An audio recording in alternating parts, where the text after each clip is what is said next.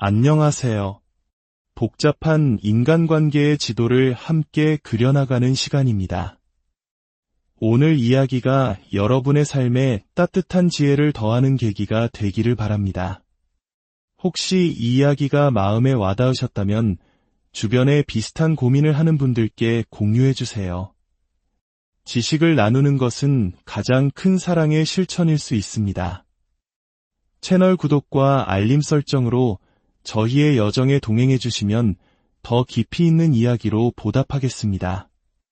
우리는 살아가면서 수많은 관계를 맺습니다. 그 중에는 봄날의 햇살처럼 따뜻하고 편안한 관계도 있지만 때로는 안개 속을 걷는 것처럼 답답하고 힘든 관계도 있죠. 특히 상대방이 아주 나쁜 사람은 아닌 것 같은데 함께 있으면 이상하게 기가 빨리고 지칠 때가 있습니다.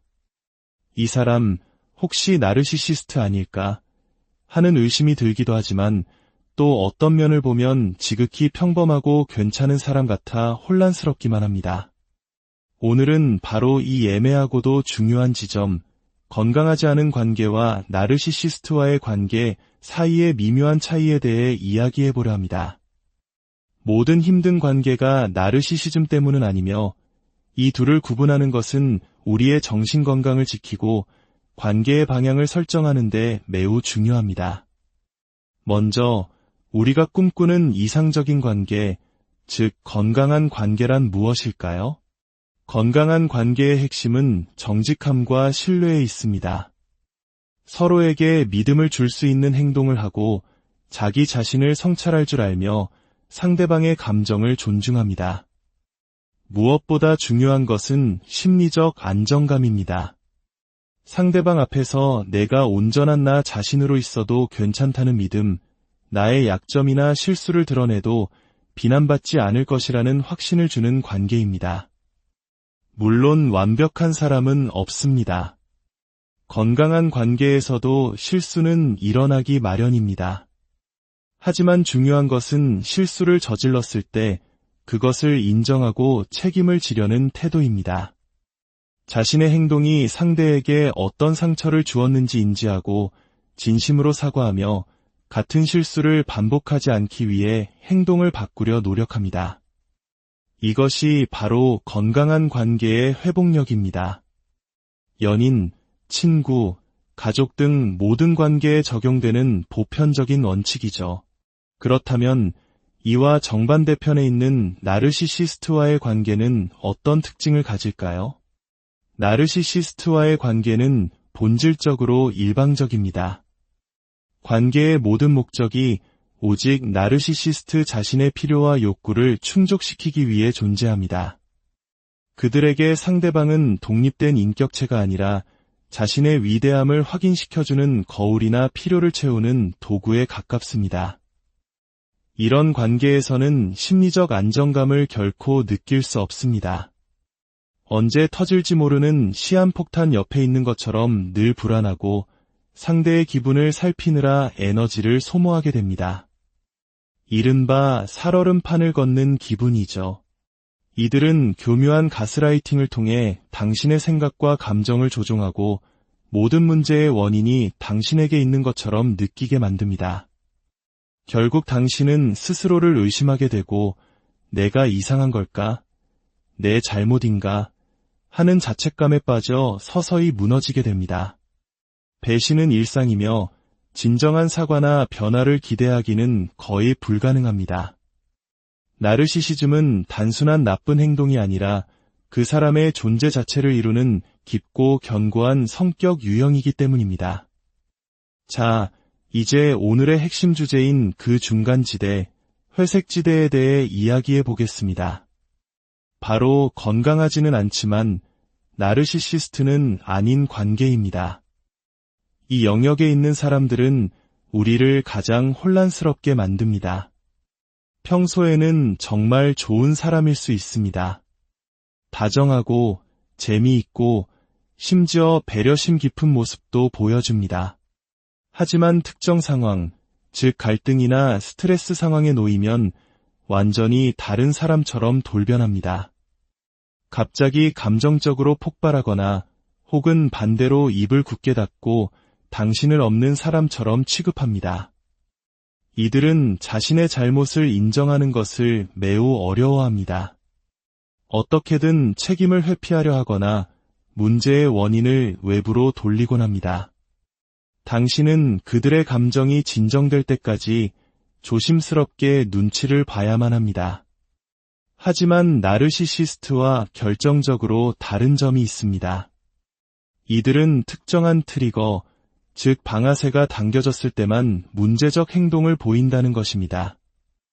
예를 들어 자신이 어떤 모임에서 소외되었다고 느낄 때, 다른 사람들 앞에서 자신의 거짓말이나 실수가 드러났을 때, 혹은 논쟁 상황 자체를 견디지 못해 패닉에 빠질 때처럼 말이죠.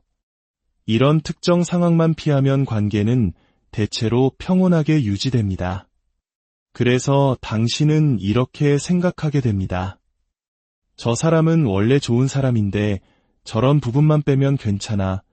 혹은 내가 저 사람의 예민한 부분을 건드리지 않도록 조심하면 돼. 라고 말입니다.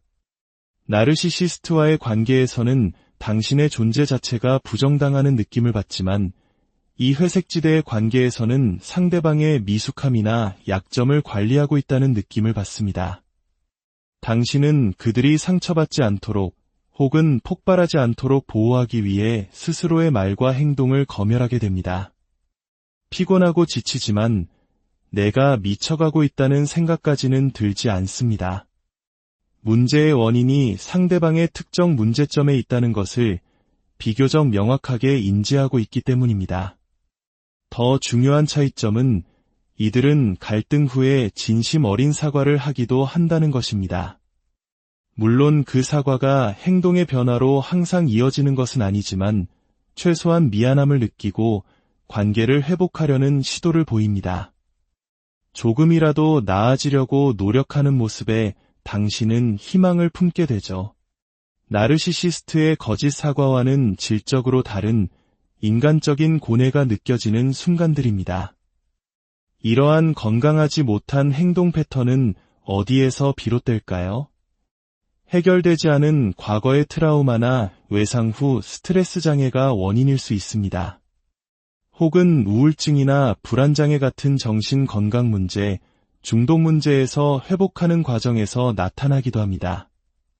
즉, 그들의 행동은 악의에서 비롯된 것이라기보다는 내면의 고통과 미숙한 대처 방식에서 나오는 경우가 많습니다.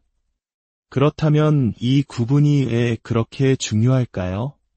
모든 건강하지 않은 관계에 나르시시스트라는 딱지를 붙이는 것은 위험합니다. 그것은 우리에게서 관계를 개선하거나 관리할 수 있는 모든 가능성을 앗아가기 때문입니다.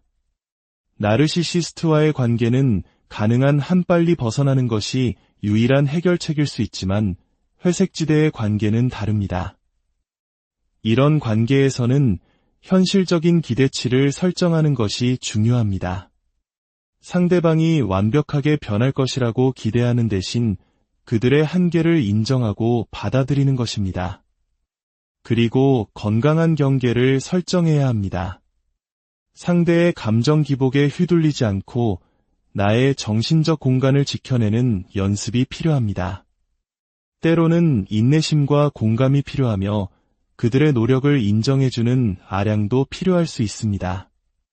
물론 이러한 관계가 당신을 너무 지치게 하거나 당신의 자존감을 계속해서 깎아내린다면 관계를 다시 생각해 보아야 합니다.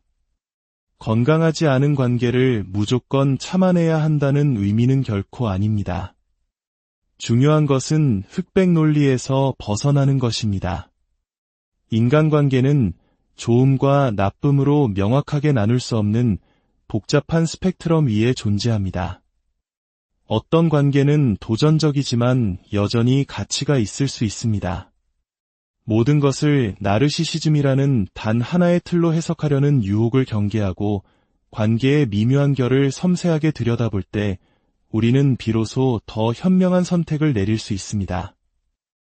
오늘 이야기가 여러분이 겪고 있는 관계의 어려움을 이해하는데 작은 등불이 되었기를 바랍니다. 당신을 혼란스럽게 하는 그 관계가 어느 지점에 있는지, 그리고 앞으로 어떤 길을 나아가야 할지 깊이 성찰해보는 시간이 되셨으면 합니다. 당신의 모든 관계가 당신을 성장시키고 당신의 삶을 더욱 풍요롭게 만들기를 진심으로 기원합니다.